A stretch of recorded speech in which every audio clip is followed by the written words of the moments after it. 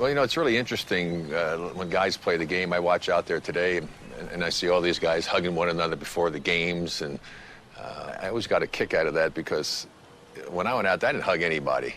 I might have had some friends or somebody that you knew, and you went out to dinner afterwards, and you did a few things, but when I stepped out there on the court, I wasn't out there to make friends. And it actually probably cost me a chance to be the most valuable player in the league in 1974-75 season when we won the championship, because that was one of the years where they allowed the players to vote for the most valuable player. Not only did I not come in first with the great season that I had, I didn't even come in second. It was all a result of the fact that when I went out there, I didn't care if a guy liked me or not. But the big thing is, see, I have that. And so that's what it's all about. It's not about the individual awards. It would have been nice to have won it. Sure, I'd be lying if I said I was disappointed. But in my mind, I was the most valuable player because the writers picked me as the only unanimous choice for the All-Pro team, which if the writers had been voting as they had in the past in the majority of the years, and then since then they've taken it away from the players, obviously, I would have been chosen the most valuable player, and of course that would have been just another little feather in the old cap. But again, getting that championship ring was what it's all about, because that's why I played the game. Everybody always asks me about my free throws and how did you get to shoot those underhand shots, and I owe it all to my dad. Thank God my father was relentless. And he said, son, I think you can shoot a higher percentage if you try the underhanded free throw. And I had the same reaction that everybody today has. I can't do that, Dad. Everybody's going to make fun of me. And he said, son, if you can shoot a higher percentage, it doesn't matter how you shoot them. Just give it a try. I don't remember if it was before the summer of my junior year or my senior year. I finally said, okay, let's go do this. And so I really went out and tried it. And I said, well, this is pretty good. I started really working on it. And for the first time the next season, when I had confidence in doing it, I shot over 80%. And I made a little change in the technique. And so I tinkered with it. And my last 6 years after I made the adjustment, I actually shot a much higher percentage. I finished just under 89, almost 90%, a few percentage point, tenths of a point or so behind Mark Price, who's the all-time leader.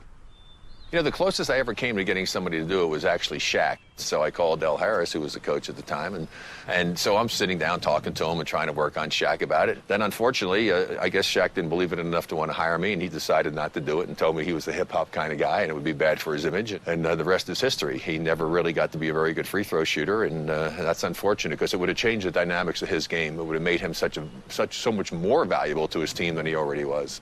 So it's kind of like a dinosaur right now. We may be able to keep it alive with my son Canyon because I'd like to see it stay around, and maybe some youngsters will be smart enough to give it a try because it really is a great way to shoot free throws. Yeah, I guess if I look back and try to see, who did I really have that I was really friendly with that was an opponent, the only one that comes to mind really was Jerry West. I had a nice relationship with Jerry. Not that I would go and visit him in the off-season and stay at his house and things of that nature, but Jerry was very helpful to me as a rookie. And he was talking to me about that you have to be prepared to make adjustments, that the first time you go around the league, they're going to get used to what you're doing. And he had told me that not to worry about the fact that you may have some difficulty at times, because he had told me that he thought I was going to be a great player. And coming from somebody like Jerry West, who was kind of a hero of mine, that meant a great deal. So I've always appreciated the friendship that I've had with Jerry. And that's about the only player that I can think of that was not a teammate of mine that I really had any kind of a relationship as far as an opponent was concerned. Because when I went out to beat the opponent. And I didn't go out to embarrass anybody. If it happened to embarrassment in the course, well, so be it. But I'm going to try to beat you as badly as I can every time I stepped out there on the court. That's the way I was taught how to play the game, to always give my best effort and to play to win.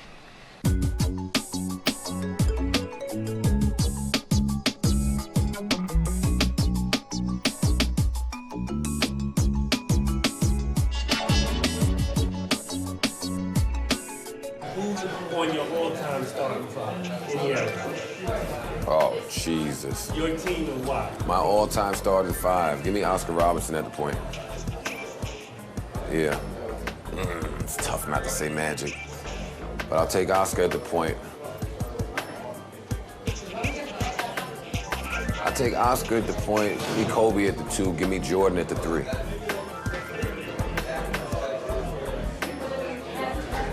It's real hard not to say Tim Duncan at the 4. That's difficult. I gotta think about the 4.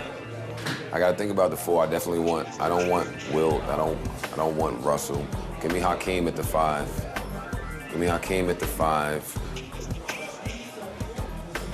I need rebounding if I got 3 guards, but all my guards rebound except for Kobe. Oscar rebounds. I don't want to put Tim Duncan at the 4. I don't like Karl Malone. I'm going with Tim Duncan, man. I go with Tim Duncan. Hi, I'm Rick Barry. You're watching Courtside Jones. Yo, my neighborhood mean the world to me. You know, I come from a single-parent home, you know, in a city where, you know, things could be rough at times. My mother was out trying to get the rent, working 2, 3 jobs, you know, nothing to eat, 6 brothers. On the Ave, we got to go through there. I got to show y'all, you know, the restaurant where I ate at all the time. They gave me bagels, tea, pizza, you know what I mean? It was all love, man. You see all the struggle, but it's a lot of love, man. It don't even got to be about money. It's just a lot of love. Guys care about you far as, you know, watching out for you so you won't get in trouble. You know, when they was doing wrong, they stopped me from doing that. It was like, nah, man, you got a career. We want you to, you know, continue to do well. Things like that. So, you know, that go way back in my mind. You know, I always think about the people that helped me, and I want to do the same for some of these other young gentlemen out there in the world today. My mentor is Vincent Smith, Kenny Smith, older brother. That was like my second family, the Smiths. You know, they looked out for me. You know, I used to go up to their house, their apartment, eat, sit down, talk about life. You know what I mean? And I used to see Kenny Smith trophies. You know, he had like about 200 trophies. And my mentor, Vincent, I used to be like, yo, how you get those trophies? He like, yo, he worked hard. He just, you know, he won them. And I wanted to be just like him, but I wanted to be better. So, you know, that's where it all started, you know what I mean? So, you know, and I always tell when I see Kenny and we talk about, you know, when we grew up and all that, I always give him a lot of love, you know, because he was kind of my inspiration to be the best, because I wanted to be like him. You know, it's very important that you work on your, you know, your craft. You know, if you're a basketball player, football player, whatever, you got to work at it. You got to be consistent. You got to get in there and work every day. And that's what I did to become an NBA player. Your work ethic is very important. You know, it's a lot of distractions nowadays. You got video games, computers, and things of that nature, and this, that, and the other. You trying to, you know, become something, you got to really get into yourself, be real focused. And I think a lot of our youngsters nowadays not focused. You don't want to come back when you're 30 and come back to live with your moms or be in the hood and say, man, I was nice in high school. Man, only if I would have did this, only if I would have. Yo, give yourself an opportunity, give yourself a chance. Work now, work as hard as you can. A lot of us just give up, you know, quit. And, you know, that's just not the right way. So I try to, you know, there's tons of guys in New York, you know, Harlem, Queens, Brooklyn, Bronx, better than me, but they never made it because they didn't make the right choices in life. They didn't want to, you know, they wouldn't want to go to school. They didn't want to be a student athlete. I thank God, give me the tools that I had. I'm blessed to play basketball because that little orange ball just opened so many doors for me. And, you know, I try to give back whenever I can.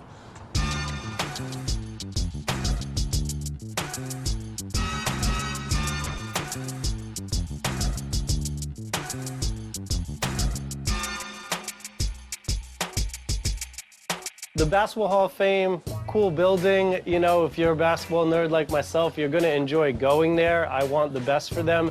The issue with it is the selection criteria. Basically, I'm the editor of Slam Magazine. I have no idea what it is. I don't know who votes. You know, I understand it's not an NBA Hall of Fame. Maybe that's the reasoning. But when you have a guy like Bernard King, one of the best players of the last 30 years, best scorers of all time, not in the Hall of Fame, something's wrong, you know? And you have journalists going in, coaches from other countries. I mean, that's cool. Respect to everyone that's contributed to the game as the word that they use. But when great players are not getting into the Basketball Hall of Fame, something's missing. So I would love either an NBA wing where the NBA takes that over and ensures that I mean, this is the best league in the world with the best players. Why isn't being a great player in that league enough to get into the Basketball Hall of Fame? And like some explanation of what they're looking for in a Hall of Famer. I think that's just kind of it's too bad for the sport. I mean, I think that you use the players to attract attention, and then you can teach your visitors about these other people that contributed to the game. But basketball has its fans because of the great players. Yo, this is Kenneth Anderson. You in Left Rack City, man. Home of the baddest New York City guard ever. Yeah, I'm tooting my own horn. And you watching Courtside Jones. I remember when Kevin Garnett came into the league. I was playing with the Trailblazers at the time. Everybody was hyped up on Kevin Garnett, coming in out of high school. And, I finally got the opportunity to play against him. And, at that time, he kind of reminded me of myself, kind of lanky, long, gangly, skinny kind of guy, but, talented. And I just have to have a, really good game that day. I think I had like 42. And I was, I was talking it up pretty good. And I looked over at Flip Sanders. I looked at Flip. I said, "You better get his young ass off of me, Flip. I'm gonna kill him out here." And Flip looked at me and he said, "You killing him now, but you won't be killing him for long." And, I always kept that thought process in my head because, as the years went on and he was, he was getting better and better and coming into his own. And I always remembered when I went up against him that I was talking crap to Flip. So when I played him, I always tried to bring my A game. I always tried to defend him, tried to play him as hard as I could, tried to make it tough on him. And I think over the years, he tried to do the same thing to me. So when I look back over my career, and there was, one person that I could point out that I had, some really, tough battles with. He respected me, I respected him. It definitely has to be Kevin Garnett because, you can't go out there and talk to somebody and then not bring your A game the next time because, if you look at him today, he's still a tremendous player, and I still got the utmost respect for him. Coming into my rookie season, I was motivated. I was there all summer, working out with the Trailblazers, played in the summer league with them. So coming into the training camp, I'm feeling real good about myself. But I had yet to play with Clyde Drexler, Terry Porter, Buck Williams, Jerome Kersey, Kevin Duckworth, Wayne Cooper, Danny Young, none of the veterans. I had yet to play with them. So training camp start, I'm running all over the place. And the veterans, they looking at me like, "Damn, he's got a lot of energy, but, slow down, young fella. Slow down." Rome wasn't built in a day. They all making fun of me. I'm running around dunking, slamming, and going crazy. Little did I know I wasn't gonna get as much time as I wanted anyway. So pretty much the only way that I could get on the floor was to play defense. That's the only way I could play was to get out there and try to make something happen on defense because Terry had blinders on. He never saw me. Clyde never saw me when he had the ball. Jerome couldn't pass, so he could. And Kevin Duckworth, that's all he wanted to do was score.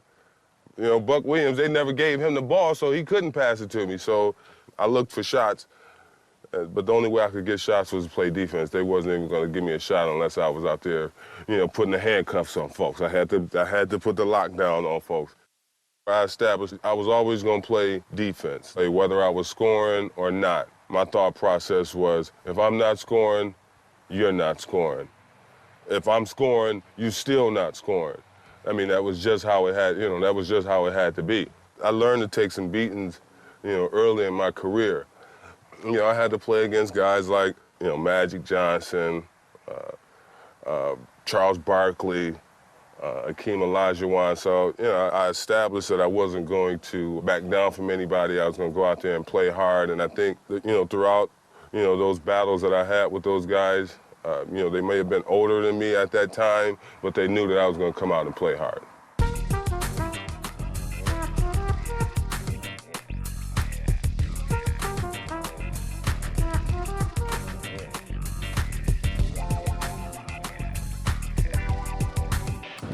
My all-time starting five. Point guard. These are all players I've seen play. If I haven't seen you play, I'm not putting you on my five. Magic Johnson, a point guard. Who else? Could have played any position, but eyes in the back of his head. Gotta be your point guard. Shooting guard, I hate his guts. Michael Jordan, best that ever played. What can I say? For 3 and 4, Knicks season ticket holder for 15 years, I'm going with some Knicks. At 3, Bernard King, middle 80s, nobody was ever a better scorer. I don't care what era you're in. Fingers taped up, broken fingers, could score at will within half second. At the 4, Charles Oakley. Here in New York, we like guys who get the job done. Ugly, rebounded, fall into the stands, elbowing. That's my kind of power forward. And at the 5, Hakeem the Dream Olajuwon. Nobody intimidated in the middle with grace, elegance, block shots, beautiful little hook. That's somebody who, when he came to the Garden, we were scared, and he put the hurt on us too many times. So that's my all-time starting five. Hello, this is Cliff Robinson, 18-year NBA veteran, and you're watching Courtside Jones. I'm asked a lot of times, Rick, who are the top 5 players that you ever have played against or would you pick for a team? Well, when I'm asked that question, I want to be on that team, so I'm going to put myself at the small forward position. You can take whoever you want to put in the small forward position. I'm going with #1 point guard, Tiny Archibald. You know what I mean? Nobody can do it better than lefty. Layu led the lead in scoring and assists. Probably won't happen again. Tiny Archibald, my point. At point guard, probably will be Isaiah Thomas. That's one of my favorite players growing up. Combination scorer. He had the defensive mentality too, so he would definitely start at my point guard. 2 guard, sorry Clyde, but I gotta go with Michael Jordan. In the 2 guard, I'm going with your airness, Michael Jordan. I'm going with Michael Jordan. You know why? Because he do it all. Shoot the jumper, explode to the basket, dunk, all that. You know what I mean? I have one caveat to this, however, is that in a few more years, because he just hasn't played long enough yet, it'd be very difficult to want to have a team to have LeBron James on it or Kobe Bryant. I mean, right now, I'd take Kobe at the 2, LeBron at the 3, and maybe if you wanted to do it because he's been playing a little bit of the point guard stuff, maybe you want to throw a Dwayne Wade in there. I would go LeBron James. He's a beast. I don't think I played against anybody with such the skill level with the size and combination of athleticism and the size that he has. My 3, oh man, my 3, that's pretty tough. But I think I'm gonna go with Scottie Pippen. I'm gonna put him on there. I'm gonna put him right next to his boy, Michael Jordan. Scottie Pippen played D, he do it all. Penetrate, go to the basket, all that. I mean, some of these current players are absolutely fabulous players. But certainly Kobe and LeBron are 2 of the greatest that have ever played, and LeBron just needs to play a little bit more. But of course, LeBron would take my 3 spot, and that would break my heart. 4 spot, probably Charles Barkley, because I couldn't do anything with him defensively. He's probably the one guy that I could never knock off balance. I'm going with Karl Malone, my power forward Karl Malone. Run the floor, rebound, stayed in shape. Never missed really, 18, 20 years in the league, missed about 7 games. That's crazy. Then my 5, wait, I gotta go back, man. I got Hakeem in there. I don't know where I'm gonna put Hakeem the Dream. As much respect as I have for Hakeem Olajuwon, I love him to death. But 40,000 points speak for themselves. You gotta go with Kareem Abdul-Jabbar. He'll probably go down as the top scorer in NBA history. I don't see anybody catching him. Well, I'm going with all-time. Kareem Abdul-Jabbar is my center. Power Memorial, New York City, that's how we do. You know what I mean? I'm going with Kareem Abdul-Jabbar, the crazy hook, all that. You know what I mean? However, I'll be the 6th man. Story again, one time. Yo, that was wild. I was really flowing. I know, you. I never get the flow back like that. I've been about to flow on that story. Straight Man, oh. Don't call it a come back. Bobby, they get their feelings hurt. That's Bobby like, chill. You want to go up there and play, chill.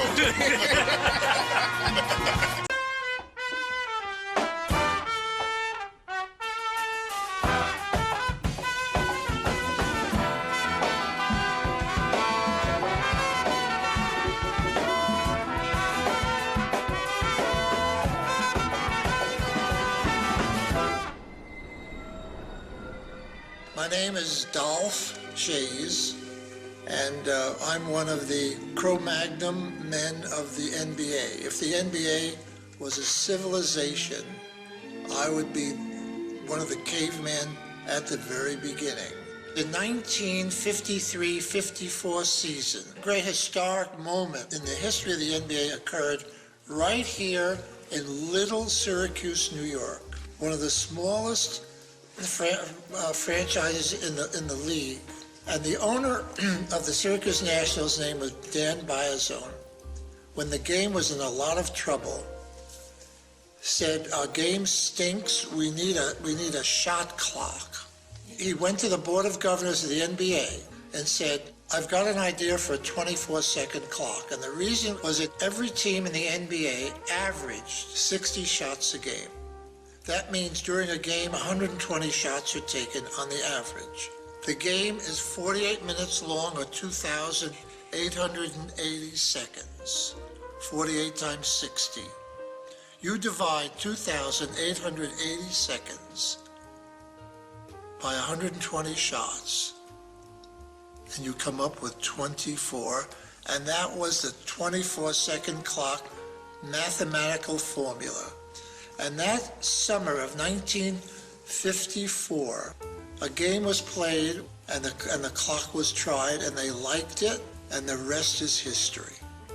Would the NBA in 1955 be the same as it is today? Of course not. Despite the fact that the game has changed tremendously, that clock is still 24 seconds. Would Michael Jordan have been Michael Jordan? Would Larry Bird and Magic Johnson and Kareem have been these superstars, and Kobe and LeBron? Of course not. That 24-second clock made the NBA, was the greatest rule in the history of the game, and it started right here in Syracuse, New York. So I would say that my strengths was because I played so much basketball that I had great anticipation for the game, because I had a knack for where that ball's going to go just by looking at it, coming off the shot. And I had a couple of little incidents during my career that helped me. One incident was I broke my right wrist. So I told them to put a little cast on my right wrist. It was a lightweight cast. We put a lot of rubber around it, and I was able to play because I could still catch the ball. And I decided, I'm a righty. I don't have my right wrist. I'm going to become a lefty. And I did. I watched left-handed players. I did method acting. I'm going to be a left-handed person. Open up doors, my left hand. Eat with my left hand. When that cast came off, I was unstoppable because I had a good outside shot. When they came up on me, I only used to go right. Now I could go right and left. So all you youngsters watching, don't feel you've got to break your right wrist to become a great player, but practice your left hand. It's so important. And another thing that I did, I improved my foul shooting tremendously with a gimmick. The rim of the basket is 18 inches in diameter, the rim. The basketball is 10. So you've got 4 inches on each side to get the ball in. So I said, I'm going to devise a 14-inch rim, put it inside the 18 and practice. And I practiced one summer with that 14-inch rim. I took that 14-inch rim out and the basket looked this big. And I improved from 70 to 90% in one season. So those two things, becoming a lefty and shooting the ball higher and concentrating more, made the difference in my career and helped me become the player that I became.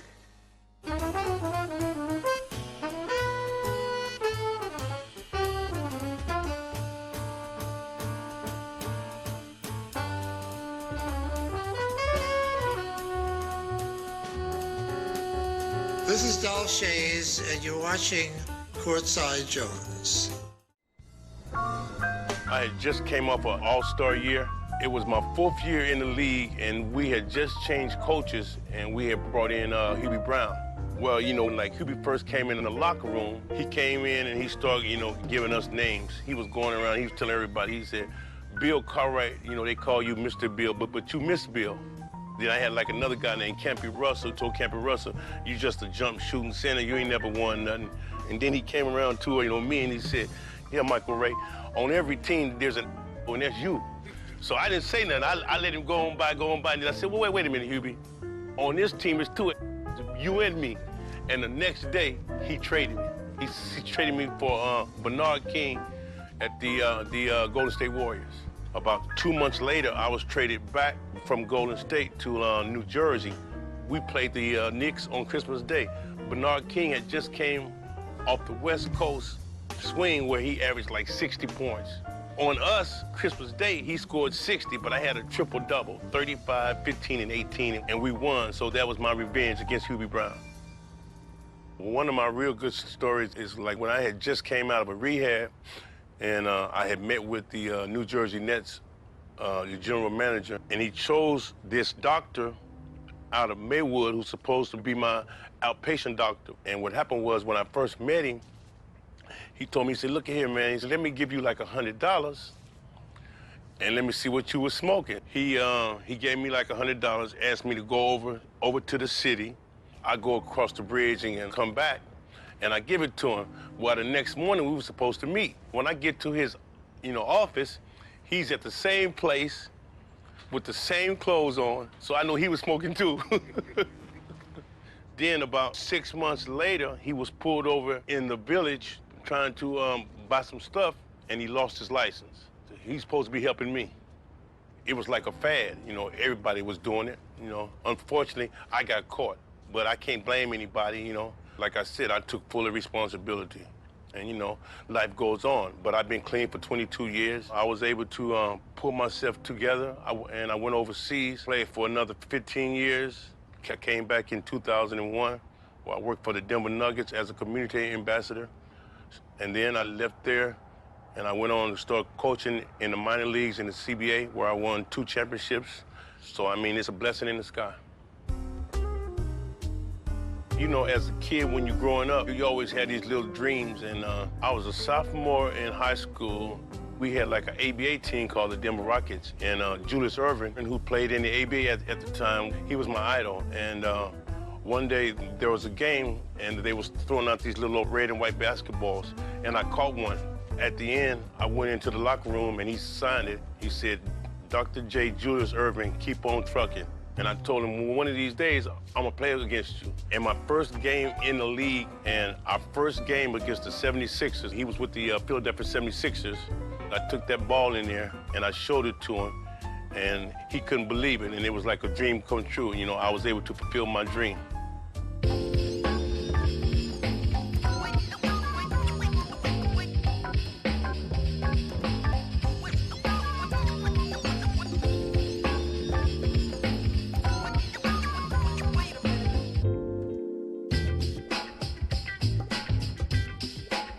My all-time starting five is Walt Chamberlain, Michael Jordan, Tim Duncan, David Robinson. At the one, of course, Magic Man, Magic Johnson. Point guard is easily Oscar Robertson. Only point guard to ever average a triple-double in the season. It's a no-brainer. Anybody that averages a triple-double in any era got to be number one. Michael Jordan. 2 is Michael Jordan. hands down. If he's not on anybody's list, something's wrong. Magic, Bird. The 3 would be Larry Bird. Definitely need that shooter. I'm gonna go a little different. I'm gonna put Jerry West at the 3. You know, a lot of people want to say, you know, Pippen and all them. Jerry West, Mr. Clutch, NBA logo. Kevin Johnson at my guard. The 4, Karl Malone. At the 5, Wilt Chamberlain. I gotta go with Kareem. He beats Wilt by this much. Yeah. And I'm gonna run with Kobe. I gotta throw Patrick Ewing in there. Courtside Jones. That's me. I love it, I live it. Courtside Jones. You are watching Michael Ray, a.k.a. Sugar Ray, on Courtside Jones. Well, when I got drafted in '89, people used to ask me about me playing in Minnesota, because I got drafted by the Timberwolves their first year in existence. But the weather was one of the major things that people used to ask me about. And to leave 82 degrees on the average, 84 degrees on the average, to almost 10 degrees, 5, 4, something like that. And sometimes you would drive down the freeway and you can't see on the other side. If you're going northbound, you can't see people going southbound because the snow be stacked so high, it's almost like you're driving in a tunnel. And so I just remember when we played the Lakers one time, it was 17 below zero with a negative 72 wind chill factor. I mean, I've never in my life experienced that kind of cold. And so Magic and James Worthy and Byron Scott and those guys got off the bus. They had sweats. That's just the authentic NBA, the regular hoodie sweats. And when they jumped off that bus and went to go walking, and that wind just like started hitting them, and they was moving around, and they was like, man, how do you handle this, all that? And I had the big coat on, and they had some measly sweats on because they thought they was gonna come out and it was gonna be cold, but they didn't know how cold it was gonna be. And to have to walk like 100 yards to get inside, man, it was crazy. But through the time, you know, of playing there, you got accustomed to it, you got used to it. I always called the weather as that was our sixth man, you know. That's always been a topic of conversation in warm-ups, or, you know, we'd be in there, when we get in the gym, get in the arena a little early, guys talk. Conversation has always been, how can you stand this weather? Great town, but how do you handle the weather? Minnesota, you know, I was their first draft pick in the history of their franchise, and the experiences were tremendous. The largest crowd of recording to today an NBA game, I'm almost 100% sure, was when we played the Celtics. And we had 62,000 people in the Metrodome. And it was full blast up in there. The electricity was crazy. Just the fans and the support that you were getting was tremendous. So those were some crazy times, especially in those years, because it was such an early part of their NBA life. It was just the beginning. That's one of the pros of playing for a new franchise. If you're talking about having pros and cons of winning and losing from a perspective of expansion team, it's all about the ability to want to be the best, or wanting to be one of the best.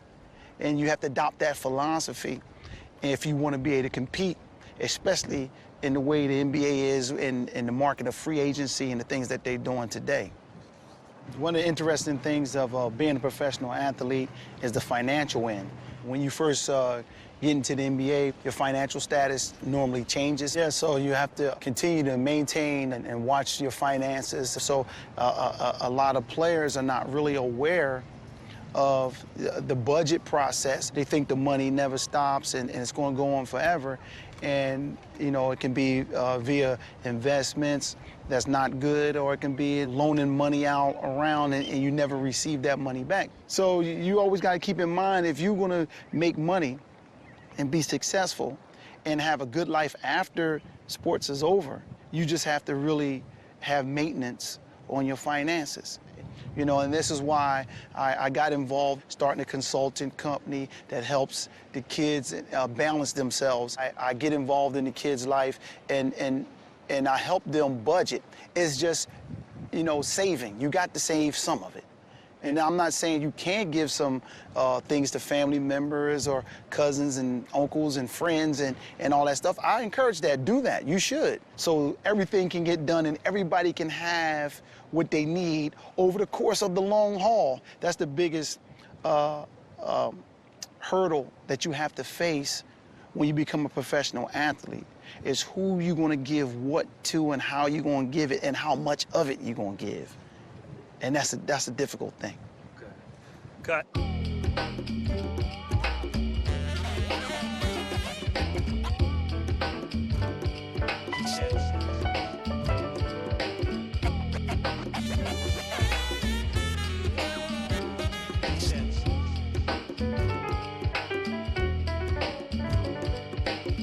You know, I was asked who is the best NBA player out of New Orleans and Louisiana. So I expanded it to Louisiana because from Louisiana, we have Bill Russell from West Monroe, Louisiana. From Louisiana, we have Elvin Hayes from Rayville, Louisiana. From Louisiana, we have Karl Malone from Somerville, Louisiana. From Louisiana, we have Bob Pettit, old school from the St. Louis Hawks. From Baton Rouge, Louisiana, and from Louisiana, we have Willis Reed. So an incredible lineup of great NBA players from Louisiana. Now, if you break it down in New Orleans, my favorite player is a guy who played for the New Orleans Jazz in their earliest of years, a guy by the name of Aaron James, or AJ as we called him. He went to Cohen High, went to Grambling, played for the New Orleans Jazz those first 5 years. And all I can remember when I was growing up is Hot Rod Huntley, who was a radio announcer for the New Orleans Jazz, saying, AJ tries one from the parking lot. Because Aaron James liked to take long jump shots. And mind you, this is before the three-point line was added to the NBA. This is Prue Richardson, and you're watching Courtside Jones. Here we are at the YMWHA Union Green Lane, and we have a lot of history here with basketball. Our program has been terrific, and we have good people working in our program. We have a good academic side to our program where we give SATs, as well as look at kids' report cards and do private tutoring to help all the kids so they not only can do it on the basketball court, but they can do it off. I got into coaching AAU basketball over the years. I've won, state championships. I mean, I think I'm a good coach. Some people think I'm a great coach, but basically, I think I'm the best trainer in the world. I've had 31 NBA players. Most of them I had trained through the program, and that's not easy just coming out of a small area of New Jersey.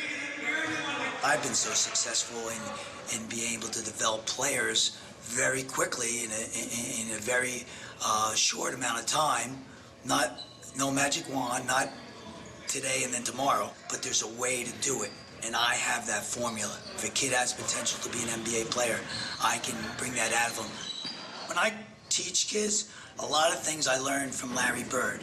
His knowledge, fundamental knowledge, as well as his physical and skill knowledge were unbelievable. And I saw him at basketball camp. Actually, I was at camp with Magic, but I remember Larry Bird, and he had this guy that you know today. His name was Sean Miller. It was at Eastern Invitational. My friend Paul Savaramis used to own the camp, and Magic was, I guess, back with Converse and then Bird. But he called somebody out, and he says, if anybody can dribble, shoot better than me. And I remember he brought out of the crowd, Ramil Robinson was there, the one that played at Michigan, and they won the championship. And Ramil Robinson went out there and he made like 10 from 10 from the foul line. And Larry made like 9 for 10. So, and then he said, and then he was like really upset. And then he says, okay, anybody in this crowd can dribble better than me. So Larry Bird was doing all these special through the leg dribbles and all kind of up and down the court. And then he called, and everybody in the camp started going, they started clapping their hands, and everybody started saying, Sean, Sean, Sean. And then Sean Miller got up.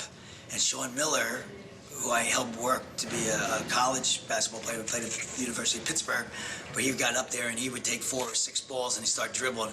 And Larry Bird just turned and threw the ball at Sean and threw it at all the balls. He said, "Get out of here." And then Larry Bird says, "Okay, I'm going to do something special. You guys might never ever see me do this again." And Larry, he dribbled the length of the court and he dunked. And he says, "You might not see me dunk anymore," but so he did that was like something special. So everybody clapped and it was happy. It was a great memory, and it was a lot of fun. This is Michael Ray Richardson, Courtside Jones TV. Discourse. Okay, we're rolling. This is Michael Ray Sugar Ray Richardson with Jones.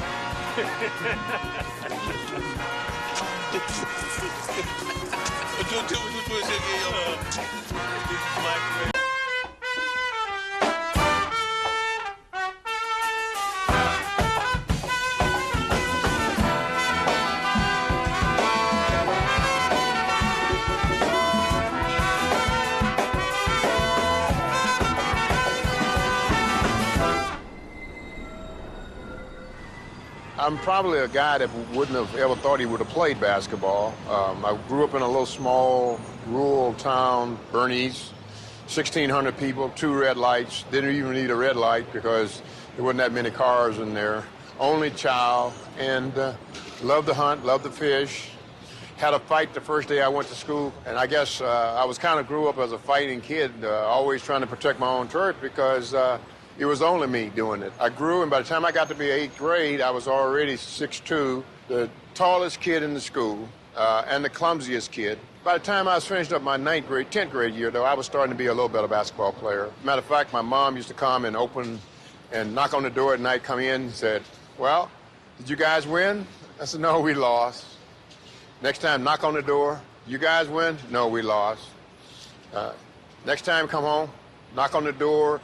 "Did you guys win?" I said, "No, we lost." She said, "Well, I should have known that before I even asked." And to me, being an only child and a mother being the center of my world, you know, that really was very disturbing to me. That really gave me an inspiration to want to be a lot better because I wanted my mother to be proud of me. Going into my senior year in high school, I was making 75 cents an hour, and I came home with calluses in my hand from working and building warehouses with sweat down to my knees. And my dad said to me, he said, "Well, you know, you really don't have to go to college if you don't want to. You know, you can stay here and work." And I said, "Dad, I'm going to college. If I didn't want to have to work hard like my dad was doing and with sweat down to my knees every day, I was going to have to go to college and get an education and develop a skill or a trade or a profession." The reason I went to Grambling was kind of, well, it was kind of pretty much well set in my mind. That's where I wanted to go because I saw Coach Ivey Grambling Tigers run a lot. They were a running team, and they had shot blockers like Bill Russell on the team. And that's who I grew up emulating from the time I started basketball in '56 because I wanted to be the next Bill Russell. I wanted to be like Bill Russell, but I didn't really know if I was going to make the pros, but I did have a chance to get there because I went to the right school, picked the right coach, and played for with a good group of guys. When I got the call from Eddie Donovan and told me that I was drafted by the Knicks, I was the first player picked in the 2nd round, and I was upset. I was really disappointed that I hadn't got drafted. I really thought I was going to get drafted by Detroit. But I think this is a lesson that you learn in life. Sometimes when you think you know what's best for you, you don't always know what's best for you. Sometimes you don't know where your life paths are going to always lead you to. And my path led me to New York, and I actually loved New York. It was a great place for me to come. You know, I came here and I told guys I like to hunt and fish. They thought there was something wrong with me. I mean, I thought I was some kind of hillbilly. Well, I am a North Louisiana hillbilly. That's what I tell everybody. If you knew where I started from, where I came from, to get to be the player that everyone said I was, it would be an unlikely story. But I came here with a mission, though. I came with the mission that I was going to prove to everybody else that they were wrong.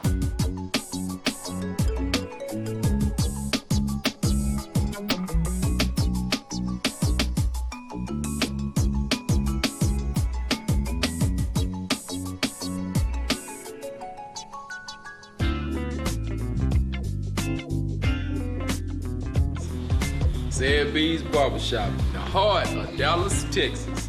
And you, sir, are? Zed B. Zed B. You hadn't been to Dallas to get a cut if you don't come to Zed B's, baby. Yes, sir. Zed B, starting five of all time. Position by position, what you got? 1 and 2. AI, the little big man, enjoy. I gotta follow the lead with Sid and have AI running that point. Point guard, Magic Johnson. I have Kobe at the point. Shooting guard, Jordan. I gotta have my boy MJ. 3 and 4. I got to have me some LeBron. Dr. J at 3. I probably had to put Bird in that small forward. Elijah 1 at 4. What's from Oklahoma down there? Durant. Tim Duncan. Kevin Garnett, power forward. The mailman, Karl Malone. Go ahead and ice it off with me a little Scott Hooker. Kareem Abdul-Jabbar. Going at him, baby. And Shaq. I gotta have Hakeem the Dream. Let me use a guy for the Celtics, the coach. Yes. All time?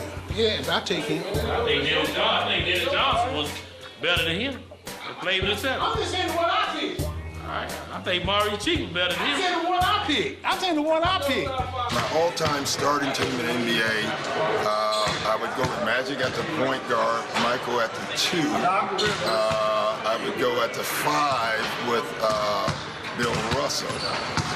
At the 4, I'm going with Kevin Garnett. And at the 3, ooh, that's a tough one. I'm going to go with Larry Bird. Being a Jewish player in the NBA was a very different experience for me than it was in my dad's era. My dad played in the 40s and 50s, where there was a very large representation of Jewish players. So he had a very different experience. When I came in the league, there was only 3 Jewish players in the NBA. One retired after a couple of years, and then the second, Ernie Grunfeld, retired in about 1986. So my last 12 or 13 years, I was the only Jewish player left in the NBA. And they used to joke I was the last of the Mohebrews.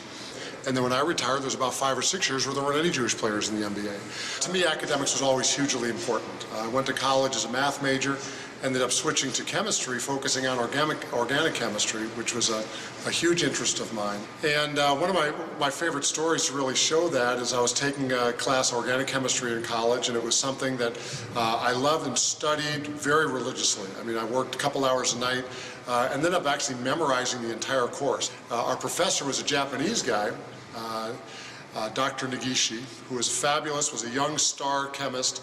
One day he calls me into his office and he tells me, he says, Danny, I want you to know you've just been paid the highest compliment you can ever be paid by your fellow students. I went, wow, really? That's cool. What would that be? He says, oh, they've turned you in for cheating. Well, needless to say, I didn't take that as quite a high compliment as he did, but he started explaining to me that because I was doing so well in the class, the other students didn't understand how I was getting better grades than them while I was still playing basketball. So it became time for the year-long final, and I was so far ahead of the curve, I only needed a very low grade on the final to get an A. So when I took his test, I only did those questions I could answer immediately, and I ended up getting a score plenty high enough to get an A. So I turned my test in. It was a 3-hour final. I turned it in 25 minutes. As I left, I kind of did the slow pageant walk, and I looked at all the guys who were my competitors in the class, and just kind of waved at them as I was going up the stairs. Have fun on your 3-hour test, as I kind of rubbed it in their face. That was my good revenge for them turning me in. But I had a great experience. I was fortunate enough to be nominated for a Rhodes Scholarship, one of only 2 students here at Syracuse in the entire student body with that honor. I was first-team academic All-American as well as an All-American, and so that's something I took a lot of great pride in. When I got drafted out of college, I was drafted by the Jazz in Salt Lake, and of course, Salt Lake had probably the smallest Jewish population of any city in the NBA. My agent, who is Jewish, looked up and called the head of the local Jewish Federation and asked him if I could come in. He would help me get welcome into the community.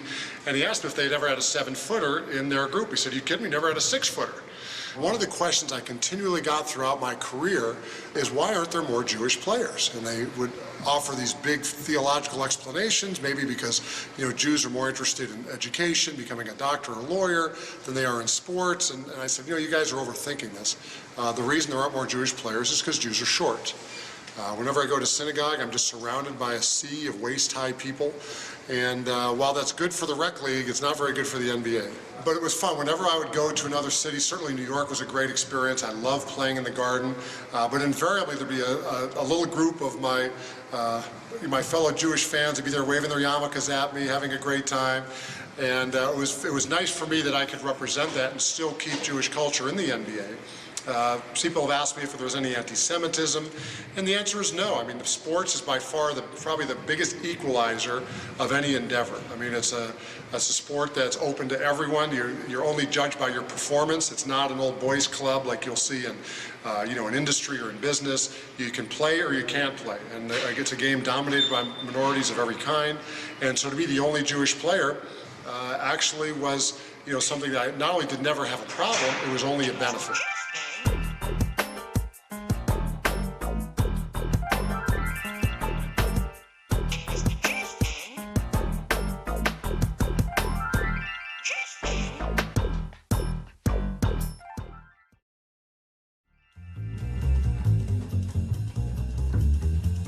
My first NBA game was against the New Jersey Nets. I remember it because I remember standing there doing the national anthem thinking, this is what I've been waiting for. I finally got there. I finally made it. What were your stats? Do you remember? I don't remember my stats. I don't remember my stats from yesterday, so I definitely don't remember from then. Did you play? I played half the game. I know I got stripped once. It's funny how you remember all the negative stuff. Who stripped you? Darwin Cook. I do remember that. Okay. Yeah, my first NBA game was, I remember it was against the LA Clippers. And I remember I played and they were telling me I had to guard Chris Kaman. And I had never heard of Chris Kaman before. And I was like, man, I'm gonna kill this dude, man. Who's Chris Kaman? And I remember the first time he caught me on the block, he hit me with the right hook. The second time on the block, I took away the right hook, he hit me with the left hook. The third time down the court, he hit me with the inside pivot jumper. And I was like, oh, it's for real, I never even heard of this guy. And he just hit the first 3 buckets of the game on me. So then I was like, okay, this is very serious. And then not only that, but then the next night, we had Houston Rockets, Yao Ming. So it's nonstop, man. It's just talent after talent. Wow. Hi, this is Danny Shays, and you're watching Courtside Jones. My all-time starting 5, my point guard would be John Stockton. My 2 guard would be Jeff Hornacek. My 3 would be Brian Russell. And my power forward again would be Karl Malone, and I'll be the center. Because that was the team that should have been, but it didn't happen that way. I'd be a fool to sit here and say, well, if I can go back and change it, because that's unlikely, but if I can apologize to the Jazz organization right now, to apologize to that organization for taking them through a part of my life that was dark. Jail is not my story, thank God, but mental health issues in hospitals are. It took me a long time to put the drugs down. It took me a long time to stop blaming other people for what I was doing to myself, because at the end of the day, no one was forcing me to use drugs. No one was forcing me to act out on my emotions, carrying around a lot of baggage from my youth being sexually abused, physically abused, just growing up trying to fit in everywhere.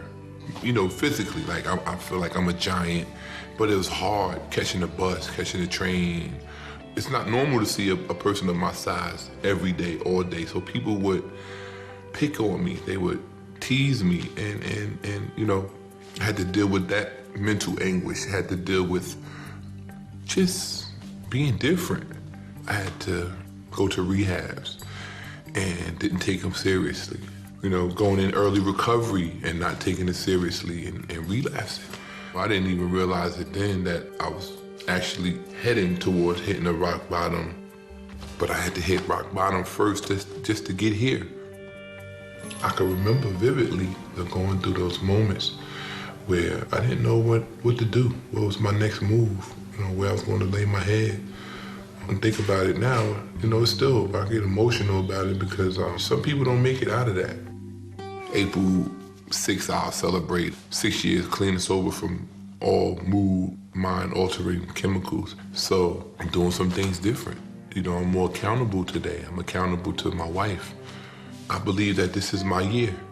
To whatever's coming down the pipe, this is the year for me to branch out, do my music.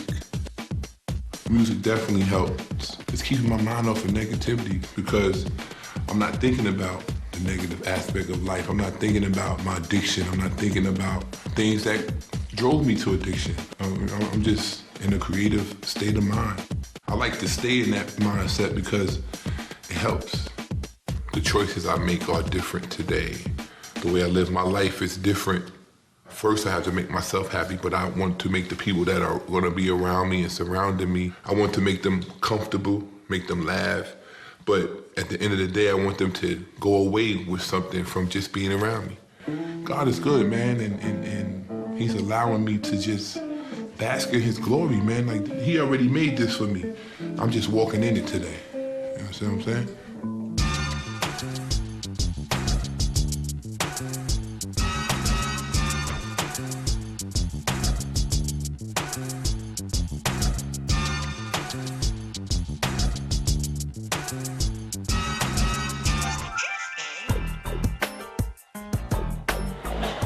All-time 6 man. I got it.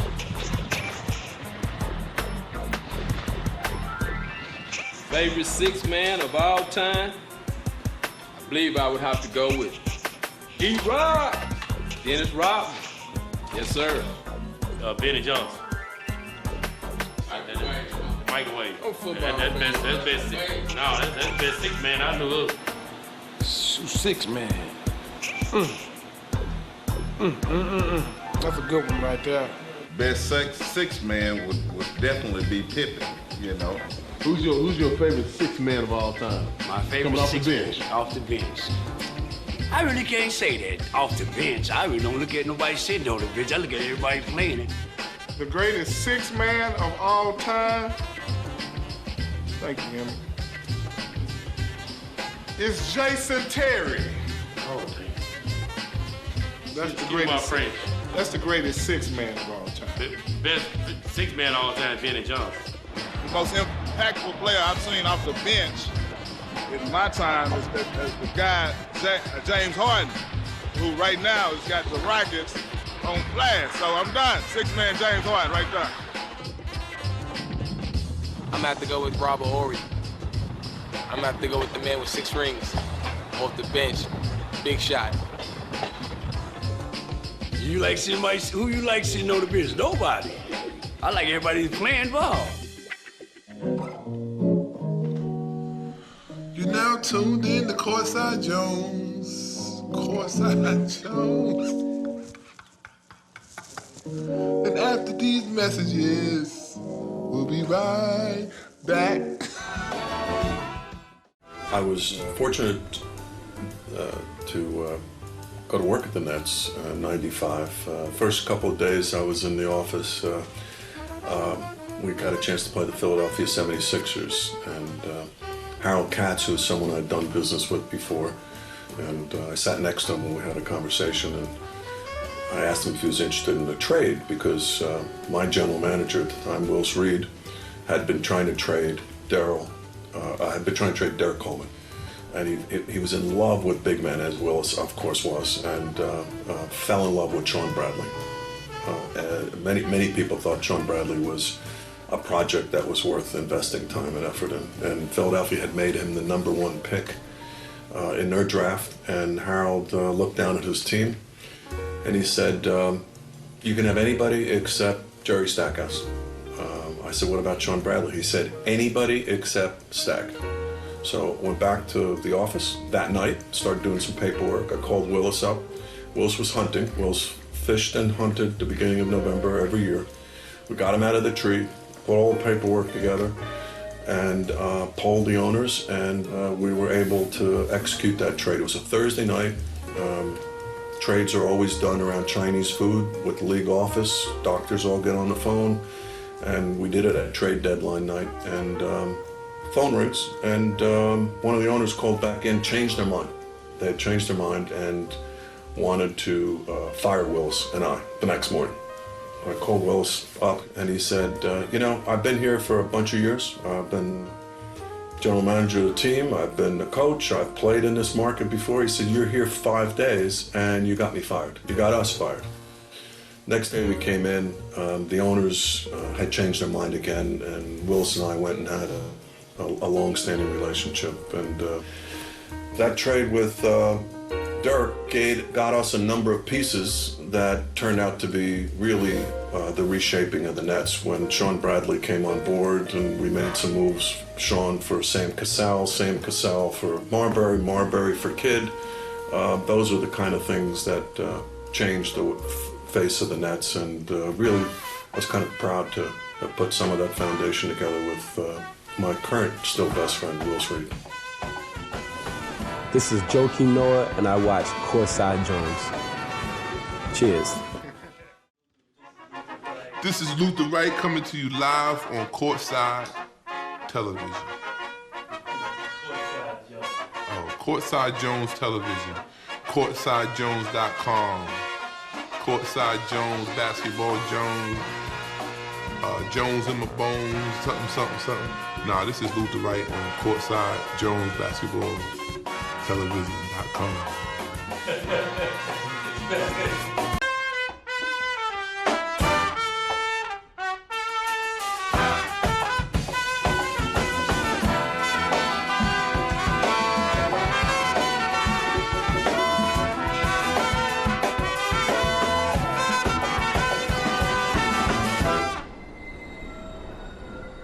I was drafted in 1965. That was the last year of the territorial pick. If you went to college within 50 miles of a pro team, to declare you a territorial pick, and then that was their first round draft choice. So I was a territorial pick of the Los Angeles Lakers.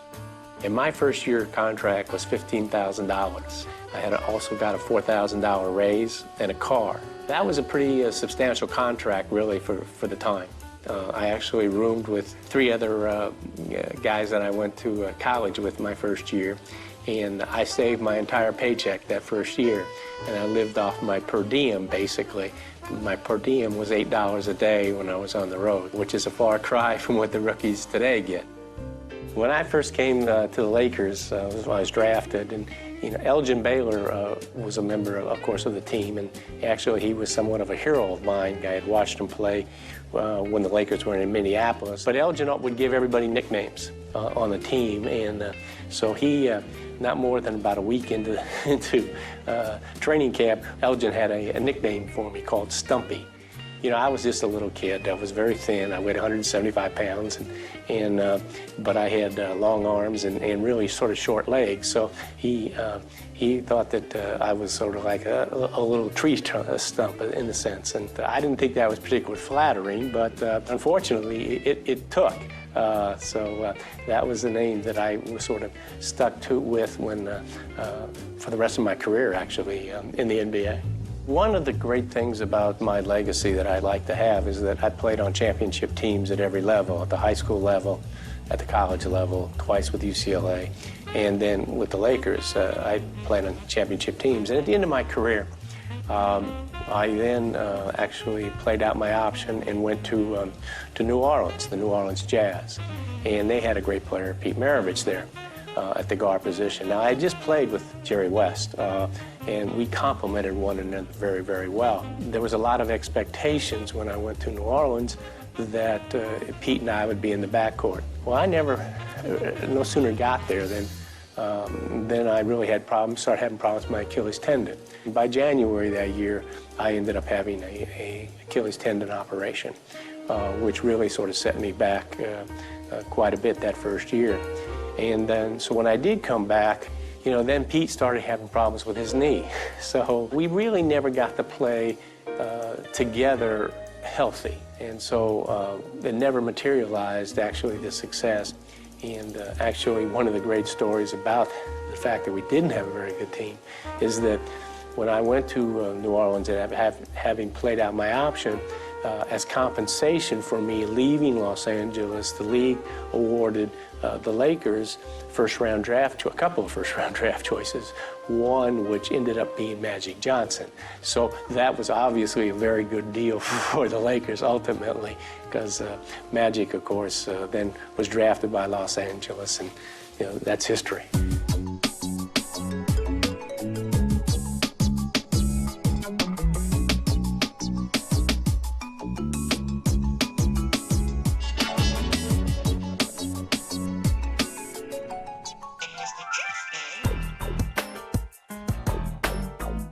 When did you know that Bill Bellamy was officially famous? That moment. Wow. I knew I was officially famous. It was roughly 92. I was on the Def Comedy Jam tour. I'm a new comedian. I'm on the tour. I'm like, I'm on fire, right? I'd never been to Chicago before. And so I'm doing the Chicago theater, and I'm coming off stage. And I see Michael Jordan. And it was crazy, because you just see his silhouette, and he's coming toward me. And I'm coming off stage, and he goes, "What's up, Bill?" And I go, "Oh my God!" Oh my God. I was like, "Oh my God, how you know me?" He was like, "Man, you don't think I got cable?" I was like, "Oh my God, Michael Jordan know my name." I could not believe it, because Mike is like my hero, you know what I'm saying? I said, "Oh my God, Michael Jordan know who I am." I lost it. You could ask everybody. They was like, "B, calm down." I was like, "Yo, you know what that mean to me? That's crazy.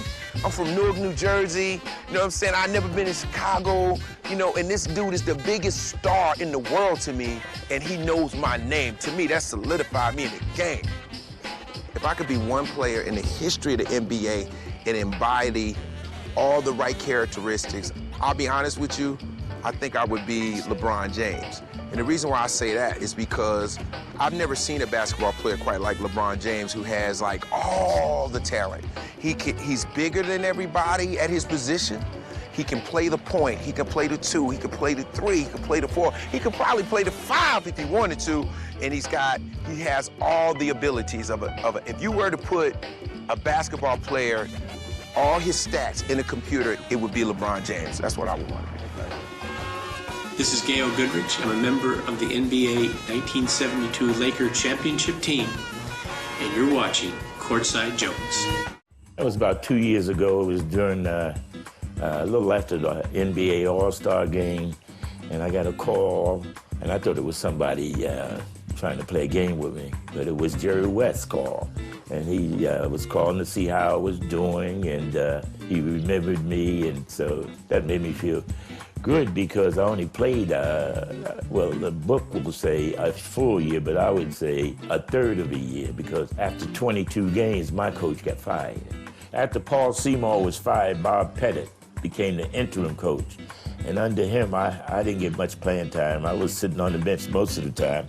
And during the season, there was one game we played the Celtics, and Bob Pettit said, "Cleo, get ready, go in." I went in. It was a fast break. Russell was in the middle, and he gave a feint, and I took off too far and went in. And Russell did a strange thing. After the ball went in, he took the ball from the net and backed up to the half court and laughed, as if to say, that was weak. And I never forgot that. So after the season ended, I had a chance to go back to Winston-Salem Teachers College and be graduating. And they must have heard that I was in summer school there doing my student teaching. And they sent word that they're making a tour in North Carolina, and they wanted me to play with the college all-stars. There were players from the CIAA and players from the SIAC, Southern Intercollegiate Athletic Association. And they were gonna pay us for each game. The first game was in Fayetteville, a sparse crowd. But the next game was in Durham, a big crowd. And Russell, Sam Jones, Casey Jones, Satch Sanders. But anyway, they started the game putting Palazzi on me. He lasted about 5 minutes. And Casey Jones said, I heard him tell Palazzi, let me pick him up. He could, I was shooting those hooks left and right. Then it hit me in a timeout. I remember what Russell did with that ball. He took it and walked to half court. I said, now it's time. I told the players, I said, Russell blocks everybody's shot and never gets his shot blocked. He said, who gonna block Russell's shot? I said, I am. I was a Celtic fan before I got to the pros. I knew their moves. Russell likes to drive baseline, throw his body out towards the foul line and bank off the backboard. So I told George, I said, make him go baseline. And the first time he did it, I came diagonally and pinned it on the board, and the place went wild, and Bill Russell looked at me as if I were crazy to block my shot, and I went down and dunked it. See, if Russell left his man to block a hook of mine, you dribble with your head up. And if he came over, I'll just throw a hook pass instead of a hook shot to the man whom he left. If he came from the strong side, I'll shovel it. So he couldn't do anything with that. I remember the first time I went to Winston-Salem, and I came the next year because I had a knee injury. I came down on a Greyhound bus, and that's when I really faced segregation. After we got past Delaware, I was in the midway in the bus. The bus driver kept looking, and then somebody, my lady said, he's looking at you, you gotta go to the back. I said, why? They said, you can't sit up there. And, no, you can't do that. So we stopped in Virginia for snacks and go to the bathroom. And then again, I was shocked. I had to go around the back. There's a little beaten up bathroom. I said, wow. Bob Pettit wrote a book, and he devoted 2 pages talking about my situation with the Hawks. We played about 15 exhibition games that year, and we played some games in different towns. When we got Lexington, Kentucky, that's where we had a problem. We were playing the Celtics, so Bill Russell and Sam Jones came to our room around lunchtime and said, we're not playing. And we asked why.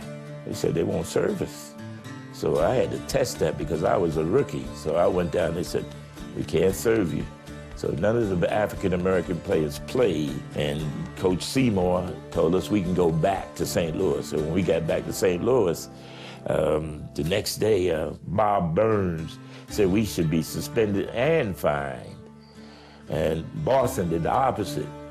Russell was the key to their team, and the owner of the Celtics, he went the other way. He said he apologized to Bill Russell and the rest of the African-American players. And about 2 or 3 weeks later, there was a big trade. Salisbury was gone, Cy Green was gone, and I was left alone.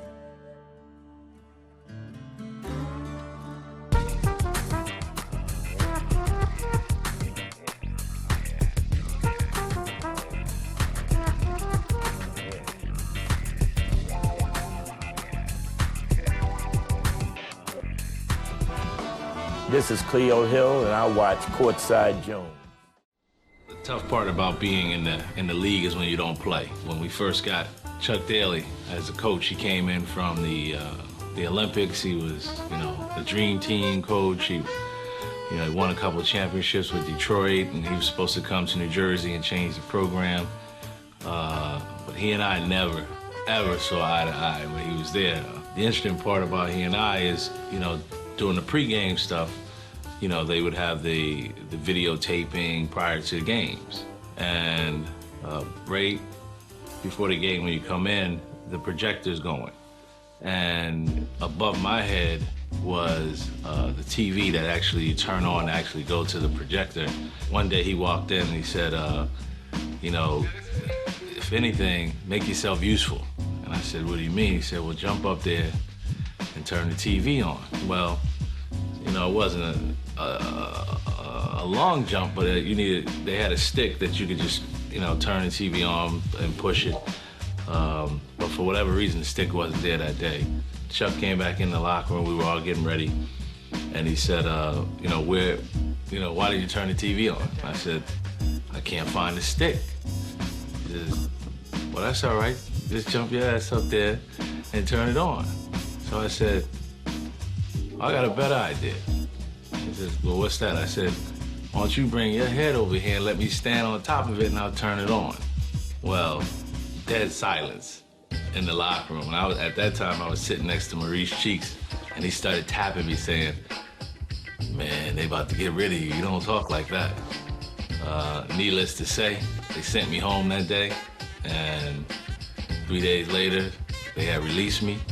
And next you know, I was toiling in the CBA, and I remember going to the barbershop, and the guy that's been cutting my hair for, since I was 2 years old, he said, man, you don't even deserve a haircut. You were so bad. I said, oh my goodness.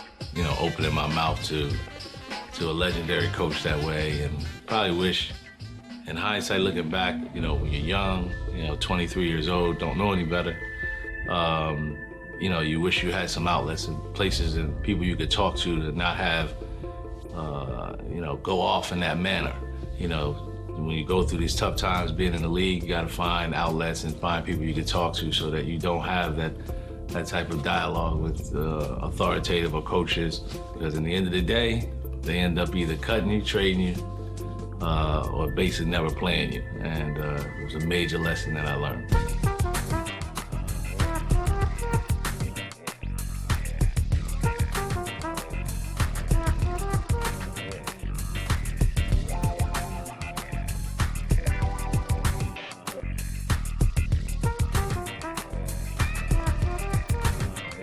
My dad grew up in Long Island as a kid, and he would give out newspapers to save money every summer to go to Bob Cousy's basketball camp. Bob Cousy came up to him towards the end of the camp and he said, kid, I want you to play for me. He already had a scholarship with Columbia to play basketball and study English literature.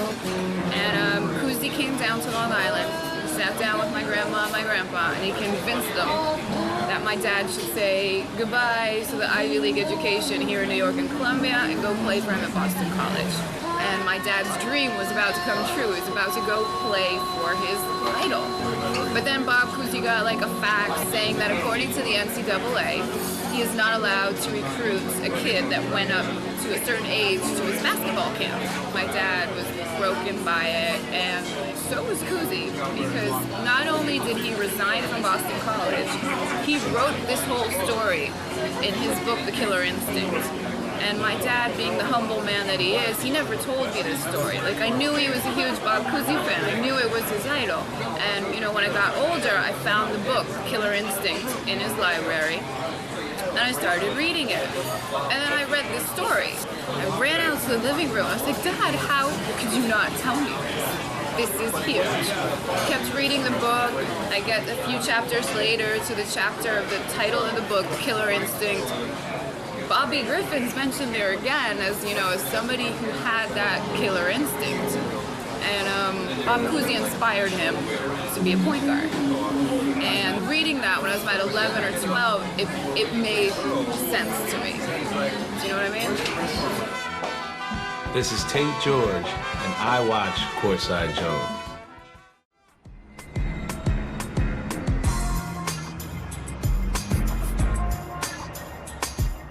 You could be any player in NBA history, who would you be? If I could be any player in NBA history, Michael Jordan, man. I gotta be the Mamba, dog. Straight up. Michael Jordan, Because Kobe's still putting up numbers right now. If I could be one player in the NBA, you know that's Mike.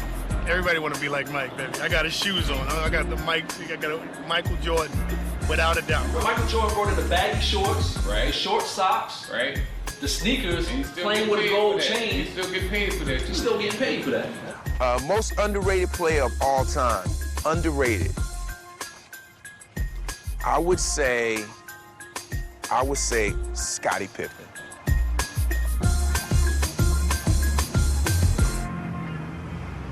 Here's the category. It's called Who's Better? Just give me one word answer. Jordan or Kobe? Jordan, for sure. Jordan or Kobe? Jordan. Jordan or Kobe? Jordan. Jordan or Kobe? Kobe. Jordan. Jordan. Now y'all done went too far. Jordan, son. Jordan, man. Come on now. Jordan, Mike all the way. Come on, nephew. Mike. Mike has never gotten to the finals and got blown out in the finals. Hey, the little man over here looking at me like, little man want to We say going with Mike, right?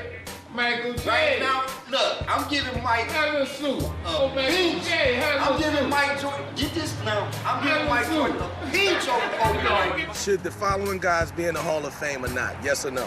Robert Horry. Robert Horry should be in the Hall of Fame for doing the impossible, for being the luckiest MF in the history of athletics, in the history of the NBA. Nobody got the luck, Robert Horry. He should play the lottery. He got 92 rings. He looked like Will Smith. He's everybody. He's got the most rings. If I'm correct, I think he got 7 rings. 7 rings. Never been an MVP. Never scored over 20 points, probably. Maybe never scored over 30 ever. Didn't have to. He was the right guy, right place, right time. Great teammate. Shout out to Robert Horry. Incredible lucky player. LeBron or Kobe? LeBron or Kobe? God, that's a tough one. I'm gonna say Kobe. Kobe's a closer. He finishes games. LeBron or Kobe? Kobe. LeBron or Kobe? Kobe. LeBron or Kobe? I'm gonna go with LeBron. Man, that ain't no competition, Kobe. man. Right now, Kobe. Right now, Kobe. LeBron still got a lot. He's still got a lot to run. By far. Dr. J or Larry Bird? Larry Bird.